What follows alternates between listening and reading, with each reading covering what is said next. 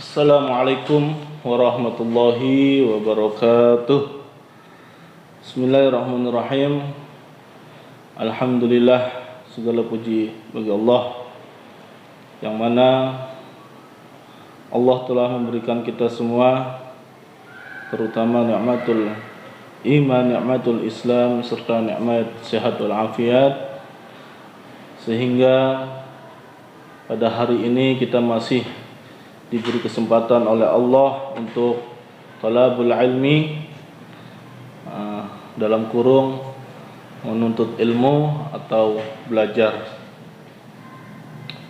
Baik, apa kabar semuanya anak-anak kelas 4, baik kelas 4A, 4B maupun 4C.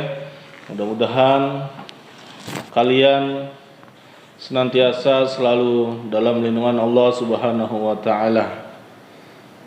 Baik, untuk hari ini Pak Ubay akan menjelaskan materi pelajaran BTQ.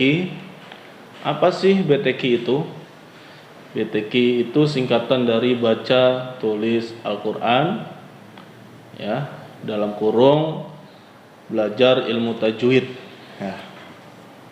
Jadi pada kesempatan hari ini Pak Ubay akan menyampaikan ilmu tajwid, ya. Sebelum kita belajar, alangkah baiknya kita membaca doa terlebih dahulu agar apa yang kita pelajari hari ini mendapatkan ilmu yang bermanfaat baik di dunia maupun di akhirat kelak. Amin ya Allah ya rabbal alamin. Bismillahirrahmanirrahim. Raditu billahi rabba wa bil islami dina wa bi muhammadin nabiyya wa rasula. Rabbi israh li sadri wa yassir li amri wa hlul 'uqdatam min lisani yafqahu qawli. Rabbi zidna ilman warzuqna fahman bi rahmatika ya arhamar rahimin.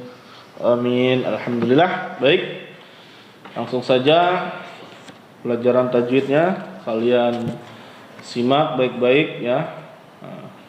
Nanti kalian salin terlebih dahulu, ya, disimak dulu baik-baik, ya. Mudah-mudahan bisa kalian pahami. Hukum nun sukun dan tanwin.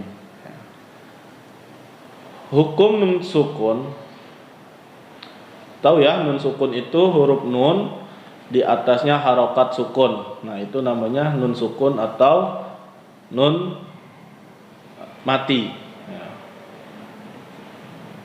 Hukum nun sukun atau tanwin. Nah, kalian sudah paham ya sebelumnya, ya. Tanwin itu apa sih? Tanwin itu kalau di atas fathahnya ada 2, ya. Jadi garis fathahnya ada 2, biasanya itu dibaca an. Kalau di huruf alif, ya, penempatan di huruf alif dengan menggunakan harokat fathaten itu dibacanya an. Kalau menggunakan kasroten itu dibacanya in. Kalau menggunakan domaten itu dibacanya un. Nah, jadi tanwin itu ada 3, ya. Fathatain, kasrotain, dan domaten, ya. Hukum nun sukun atau nun mati dan tanwin itu ada 5 macam, ya. Perhatikan, ya. Dalam ilmu tajwid itu ada yang menyebutkan ada yang 4 macam, ada yang 5 macam. Pada intinya isinya semuanya sama, ya. Hanya pembagiannya yang beda, tetapi intinya sama. Nah, di sini Pak Ubay mengambil ilmu tajwid, hukum nun sukun dan tanwin bertemu dengan huruf hijaiyah itu ada 5 macam, ya. Yang pertama adalah idhar halqi. Yang kedua idgham bi gunnah, yang ketiga idgham bila gunnah, dan yang keempat iqlab, yang kelima ikhfa. Pak, kok ada yang menyebutkan 4 macam? Bagaimana itu Pak? Ya benar. Di situ hanya bedanya bacaan idgham. Nah, kalau di yang 4 macam itu idgham dijadikan satu. Nah, kalau di sini sudah dipisah. Jadi idgham itu ada 2 ya. Hukum nun sukun dan tanwin bertemu dengan huruf hijaiyah. Hukum idgham itu ada 2. Yang pertama idgham bigunah dan yang kedua idgham bigulah. Nah, di sini Pak Ubay menyampaikan materi tajwid yang ada 5 macam yang barusan tadi Pak Ubay sebutkan ya. Baik, melanjuti yang pertama yaitu adalah idhar halqi. Ya. Idhar itu artinya jelas ya. Jadi bacanya harus jelas. Sedangkan halqi itu artinya tenggorokan ya, tenggorokan. Ya.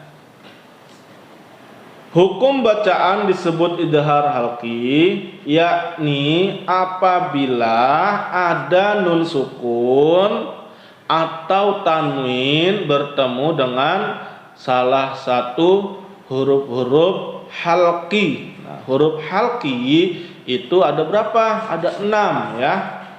Ada 6 huruf halqi atau huruf tenggorokan itu ada 6. Nah, di tenggorokan ini ada 3 bagian. Ada yang paling atas, ada yang di tengah, ada yang paling bawah. Nah, apa saja huruf halqi? Hamzah, ha, ha, kha, ain, ghain. Nah, bagian huruf tenggorokan yang ada 3 ya, ada 3 bagian ya tenggorokan ya. Atas, tengah, bawah. Paling bawah itu adalah ditempati oleh huruf hamzah ha. Nah, hamzah ha jadi paling bawah ya. Hamzah ha. Tengah-tengah tipis. Nah, tengah-tengah tipis itu ditempati oleh huruf ha dan ain. Ha, ain. Jadi penempatannya di tengah-tengah ya.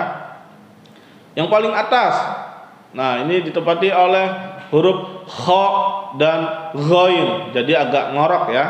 Kha dan ghain. Nah, hamzah ha, ain ha, ghain kha. Nah, jadi jangan sampai salah menyebutkan huruf ya. Seperti itu penjelasannya ya.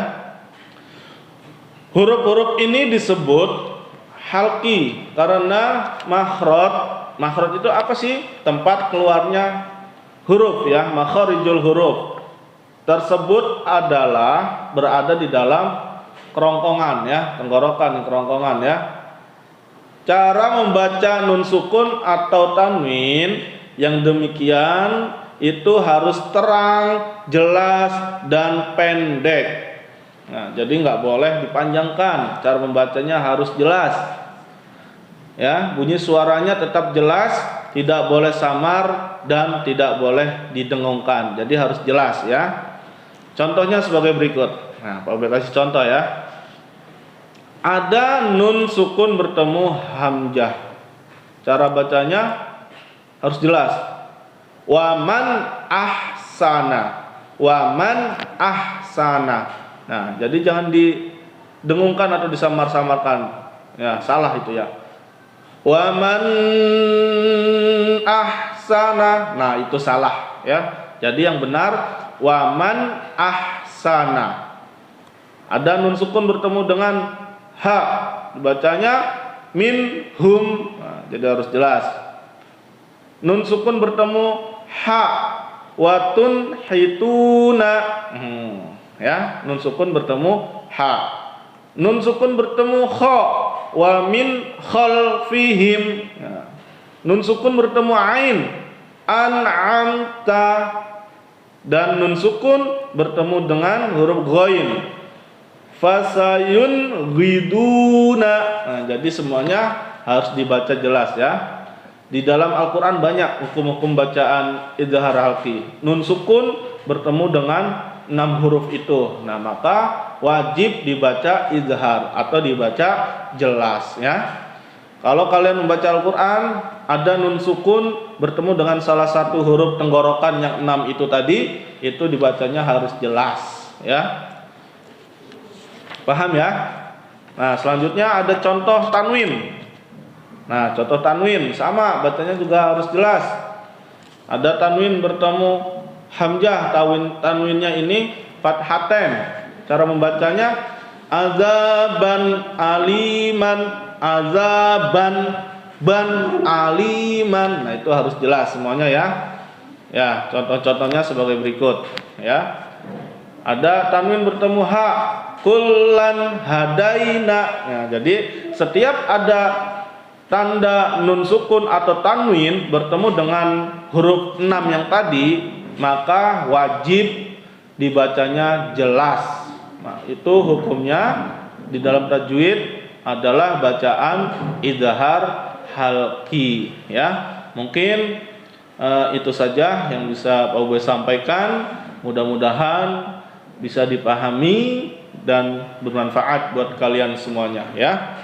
Karena belajar ilmu tajwid itu adalah hukumnya wajib. Membaca Al-Quran tanpa dibarengi dengan ilmu tajwid, maka cara membacanya akan salah semua ya.